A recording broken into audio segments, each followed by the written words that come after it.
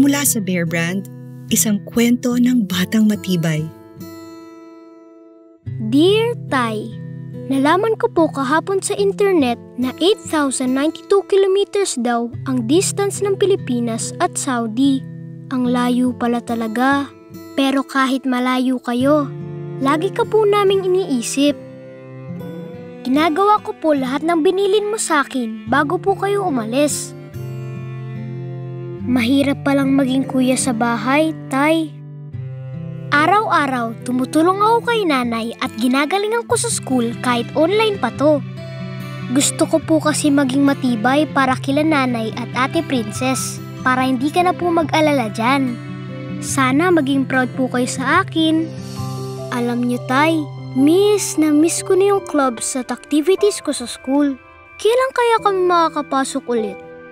Pero sa bagay, mas marami na akong time para sa robotics ngayon. Sabi nga ni Ma'am Galang, may talento raw talaga ako para dito. Di raw siya magugulat kung balang araw may maiimbento ko na makakatulong sa buong mundo. Nung gumagawa nga po ako ng robot kanina, naisip ko po na importante talagang matibay yung mga parts. Kahit hiwalay-hiwalay, para pag nabuo yung robot, mas magiging matibay pa to. Parang pamilya natin. I miss you po, Tay. Lagi ko pong pinagdadasal na mabuo tayo ulit.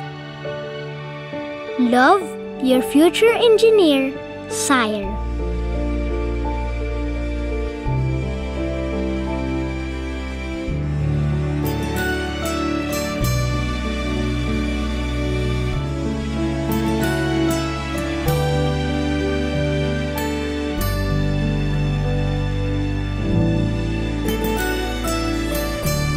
From Nestle.